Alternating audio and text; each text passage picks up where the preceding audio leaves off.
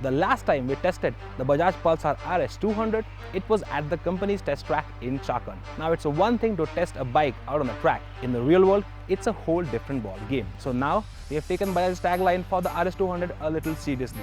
Left track racing to the amateurs, become a little bit more professional, and got the RS 200 out in the real world for a proper road test. But that begs the most obvious question: RS or RC? Now to some, this might appear to be an unfair comparison, considering the price difference between the two and the fact that these two bikes share quite a few engine components. But bear with us here, because it's exactly these reasons why these two motorcycles, the KTM RC200 and the Bajaj Pulsar RS200, need to be put head to head. Similar in some ways and completely different in most. These two bikes can help us answer the question of just how sporty do small super sport bikes need to be. So now the RC in that KTM's name stands for race competition. The RS in the Pulsar's name stands for race sport. So why don't we kick things off with a small race?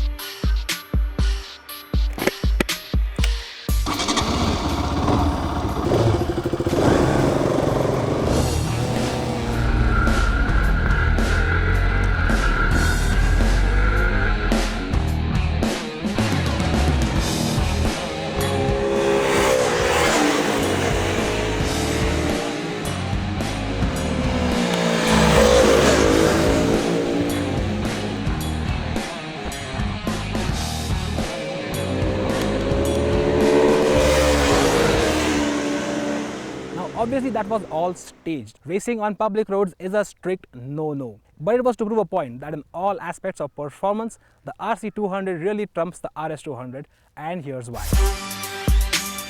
The RC200 sports the same engine that was first introduced in India with the KTM 200 Duke, a 199.5cc single-cylinder liquid-cooled motor which makes 25.8 PS of power and 19.2 Newton-meters of torque.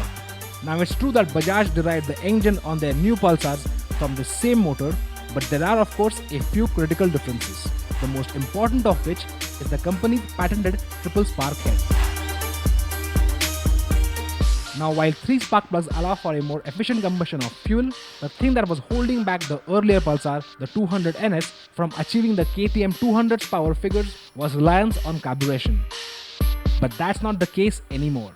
The RS200's motor is now fuel injected, helping it make 24.5 PS of power and 18.6 Newton-meters of torque. Now already, the RC200 is churning out slightly higher figures than the RS200.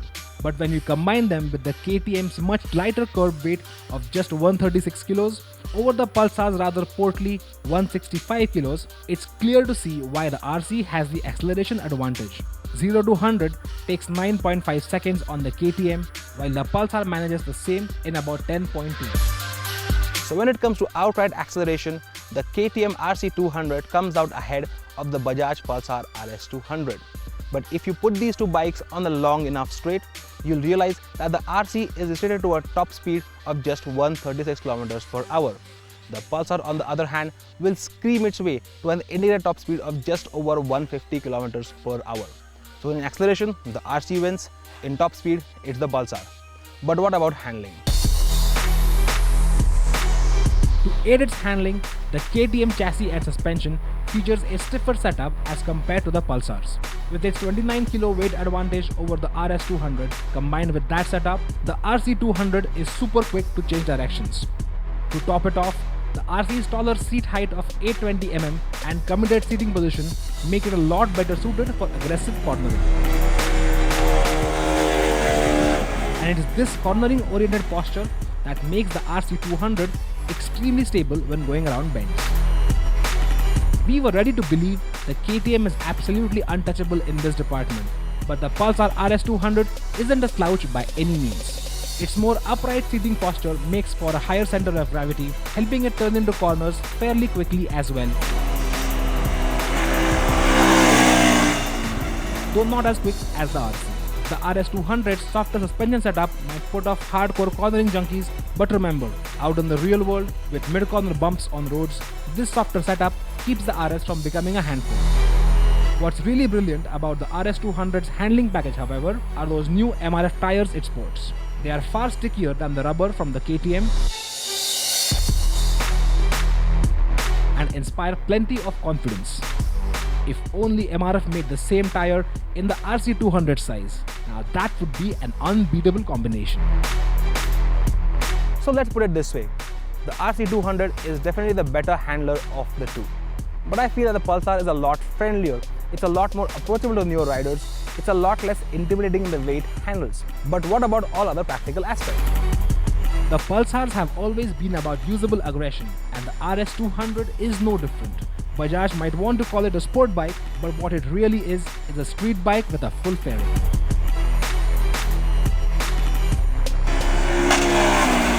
It's a lot more comfortable than the RC200 in every way, from its suspension setup to its plush seat to its raised handlebars and more forward set foot pegs. It's a bike you can use every day without so much as breaking a sweat.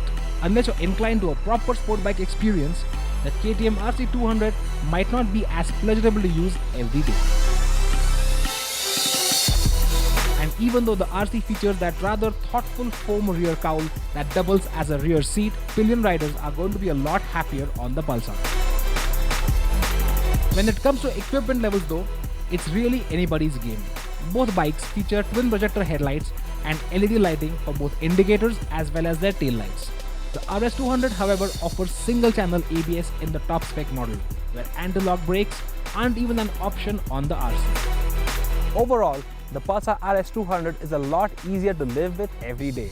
What assists its daily usability is its higher mileage of 42 km per litre and its larger fuel tank of 13 litres.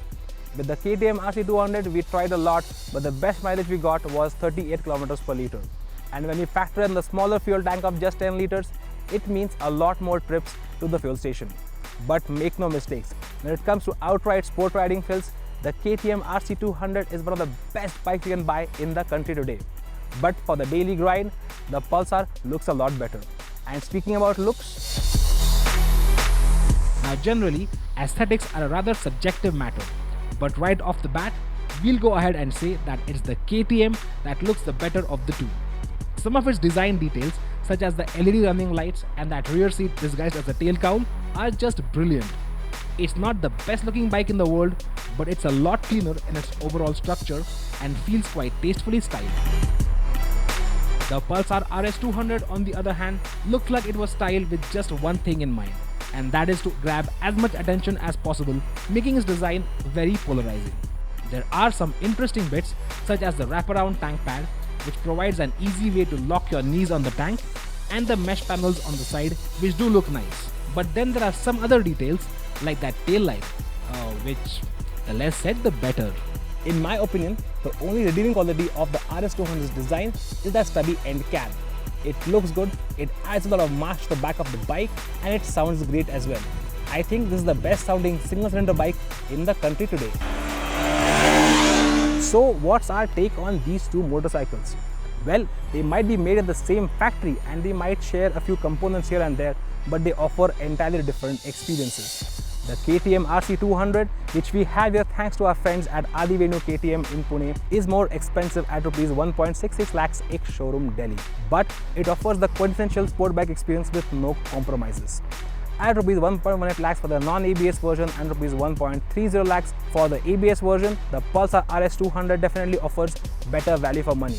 It also offers a good sporty experience and it's also a lot easier to live with every day. If you ask me, I think the RS works very well in a sport touring role. And as you know, recently India has become the largest manufacturer of motorcycles in the world.